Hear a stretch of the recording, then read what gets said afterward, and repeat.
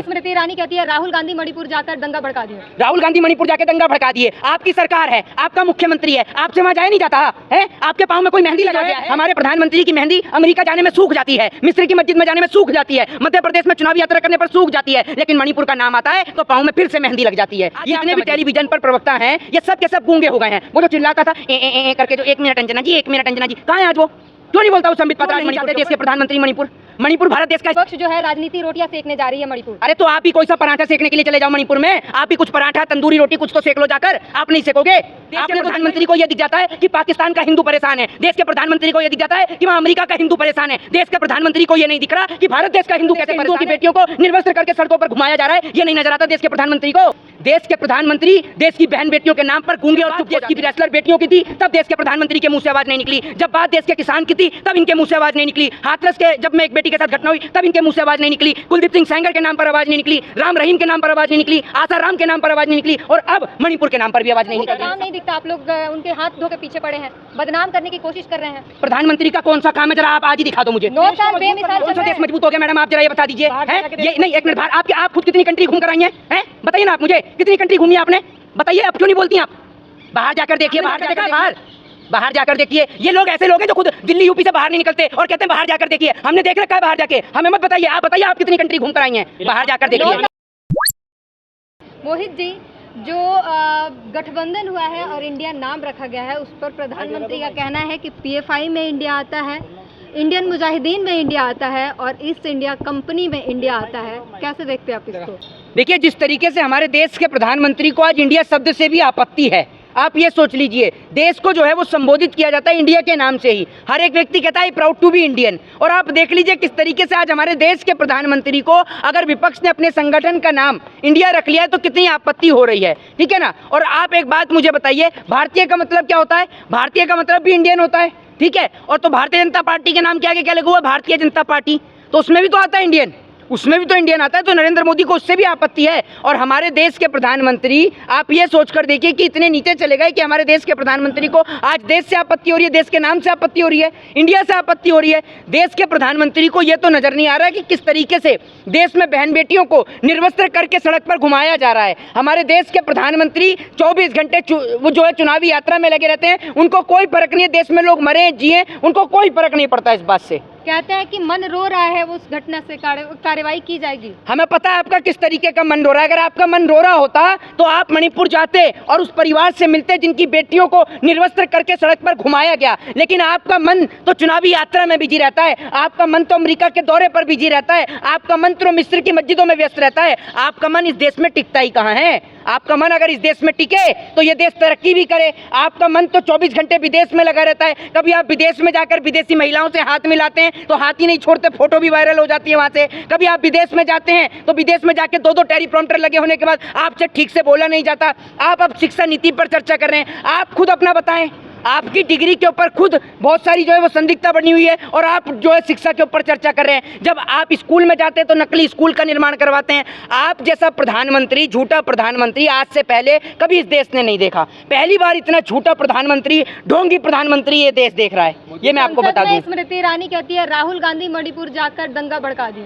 राहुल गांधी मणिपुर जाकर दंगा भड़का दिए। आपकी सरकार है, आपका मुख्यमंत्री है, आपसे वहां जाया नहीं जाता है? आपके पाँव में कोई मेहंदी लगा गया है कि मेहंदी जो है हमारे प्रधानमंत्री की मेहंदी अमेरिका जाने में सूख जाती है, मिस्र की मस्जिद में जाने में सूख जाती है, मध्य प्रदेश में चुनावी यात्रा करने पर सूख जाती है, लेकिन मणिपुर का नाम आता है तो पाँव में फिर से मेहंदी लग जाती है। ये आप समझ लीजिए। आज जितने भी टेलीविजन पर प्रवक्ता हैं ये सब के सब गूंगे हो गए हैं। वो जो चिल्लाता था ए करके, जो 1 मिनट अंजना जी, 1 मिनट अंजना जी, कहाँ है आज वो? क्यों नहीं बोलता वो संबित पात्रा आज मणिपुर के ऊपर? क्यों नहीं जाते देश के प्रधानमंत्री मणिपुर? मणिपुर भारत देश का हिस्सा नहीं है क्या? है या नहीं? मैं आपसे पूछ रहा हूं, है या नहीं? है ना? तो देश के प्रधानमंत्री क्यों नहीं जा रहे हैं वहां पर? अगर विपक्ष वहां पर जा रहा है तो अनुराग ठाकुर खड़े होकर भाषण तो दे रहे हैं। अनुराग ठाकुर से ये नहीं कहा जा रहा कि उनकी पार्टी के नेता क्यों नहीं जाते। जिसकी पार्टी की सरकार है, 300 से ज्यादा जो सांसद लेके बैठे हुए हैं वो तो जाते नहीं है।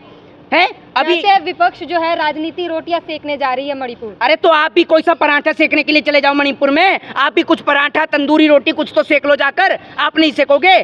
आपने तो दंगा ही भड़काया है। आपका तो काम ही है देश के अंदर देश को जलवाने का। आपके ना तो प्रधानमंत्री जाते, ना आपकी पार्टी का कोई नेता, ना आपकी कोई मंत्री, ना कोई सांसद, कोई जाने को तैयार नहीं है मणिपुर के ऊपर।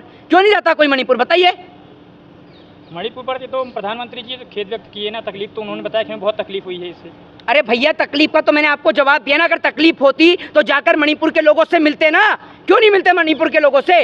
देश के प्रधानमंत्री को यह दिख जाता है कि पाकिस्तान का हिंदू परेशान है। देश के प्रधानमंत्री को यह दिख जाता है कि वहां अमेरिका का हिंदू परेशान है। देश के प्रधानमंत्री को यह नहीं दिख रहा कि भारत देश का हिंदू कैसे परेशान है। भारत देश के हिंदुओं की बेटियों को निर्वस्त्र करके सड़कों पर घुमाया जा रहा है, यह नहीं नजर आता देश के प्रधानमंत्री को। पूरा देश देख रहा है आज मणिपुर को, सिवाय देश के प्रधानमंत्री को छोड़कर। रोज इस दिल्ली के जंतर मंतर पर धरने प्रदर्शन होते हैं, लेकिन मजाल है देश के प्रधानमंत्री पे, देश की सरकार के कान पर जूं भी रेंग जाए। देश के प्रधानमंत्री देश की बहन बेटियों के नाम पर गूंगे और चुप हो जाते हैं। जब बात देश की रेसलर बेटियों की थी तब देश के प्रधानमंत्री के मुंह से आवाज नहीं निकली। जब बात देश के किसान की थी तब इनके मुंह से आवाज नहीं निकली। हाथरस के जब मैं एक बेटी के साथ घटना हुई तब इनके मुंह से आवाज नहीं निकली। कुलदीप सिंह सेंगर के नाम पर आवाज नहीं निकली, राम रहीम के नाम पर आवाज नहीं निकली, आशा राम के नाम पर आवाज नहीं निकली, और अब मणिपुर के नाम पर भी आवाज नहीं निकल रही। स्मृति ईरानी कह रही है कि आप लोग छत्तीसगढ़ राजस्थान के बारे में बात नहीं करते, मणिपुर के पीछे पड़े हैं। जरा ये बताइए मुझे, आप ये बताइए ना, अगर वो मणिपुर गए हैं तो आप भी तो जाइए छत्तीसगढ़, आप भी जाइए राजस्थान, आप भी जाइए पश्चिम बंगाल, क्यों नहीं जाती? जाइए ना। मुझे बताइए छत्तीसगढ़ में, राजस्थान में, मैं किसी सरकार का पक्ष नहीं ले रहा हूँ, आपसे पूछना चाहता हूँ किस जगह पर देश की बेटियों को निर्वस्त्र किया गया? बताइए ना आप मुझे, बताइए। और स्मृति ईरानी क्यों नहीं जाती? स्मृति ईरानी को जो महिला बाल विकास मंत्री बनाया है वो इसी के लिए तो बनाया है। जब आपको पता है कि छत्तीसगढ़ में घटना हो रही है, क्यों नहीं जाती? कितने परिवार से मिलने के लिए गई स्मृति ईरानी? जरा बताएं, डाटा दें इस बात का। जिस तरीके से स्मृति ईरानी झूठ बोलती हैं, इनके ऊपर मुकदमे दर्ज होने चाहिए। जैसे इन्होंने बोला कि इन्होंने प्रियंका गांधी को नमाज पढ़ते हुए देखा, जैसे प्रियंका गांधी की पर्सनल पीएसओ लगी हैं ये। इनको पता है कि प्रियंका गांधी इनको बता के जाती है कब वो नमाज पढ़ने जाती हैं, कब वो मंदिर में जाती हैं, इनको बता कर जाती हैं। इनको ये नहीं दिख रहा कि मणिपुर में बेटियों को निर्वस्त्र किया जा रहा है। प्रियंका गांधी ने नजर आती हैं और अपनी बेटी नजर आती है, बस देश की बेटियां नजर ही नहीं आती हैं।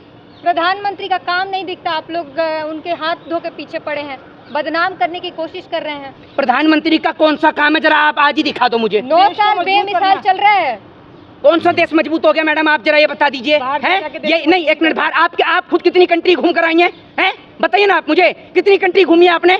बताइए, अब क्यों नहीं बोलती आप? बाहर जाकर देखिए, बाहर जाकर देखिए। आपने जाकर देखा है बाहर?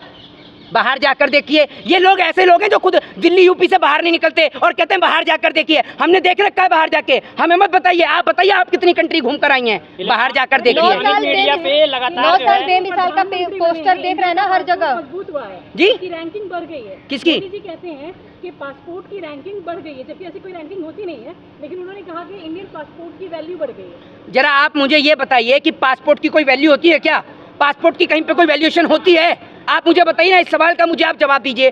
देश के प्रधानमंत्री, मुझे पता है कि मोदी जी बोलने के ऊपर कोई टैक्स नहीं है, और खासकर झूठ बोलने पे। तो उसका मतलब ये नहीं है कि आप जितना मर्जी झूठ बोलते रहें। आपके मन में जितना झूठ आता है आप उतना झूठ बोलते रहते हैं। सुबह से शाम आपका काम ही है ये झूठ बोलने का।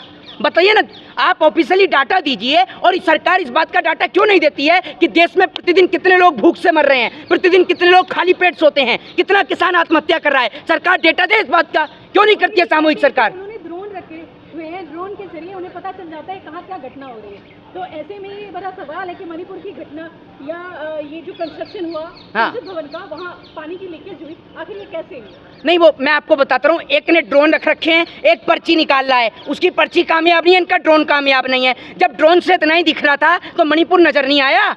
ड्रोन इनका अमेरिका में काम नहीं कर रहा। जब एयरपोर्ट पर उतरकर आकर पूछते हैं जेपी नड्डा से कि भारत देश में क्या चल रहा है, हमारे देश के प्रधानमंत्री विदेश में जाके इतने मशगूल हो जाते हैं कि भूल जाते हैं कि वो भारत देश के प्रधानमंत्री हैं। तभी तो भारत देश में आकर उनको पूछना पड़ता है कि भारत देश में क्या चल रहा है। देश के प्रधानमंत्री को ये नहीं पता कि भारत देश में क्या चल रहा है। ये सोच कर देखिए आप। ये मोदी कहते हैं कि थर्ड टर्म में जो है ना, भारत की इकोनॉमी जो थर्ड रैंकिंग पे आ जाएगा।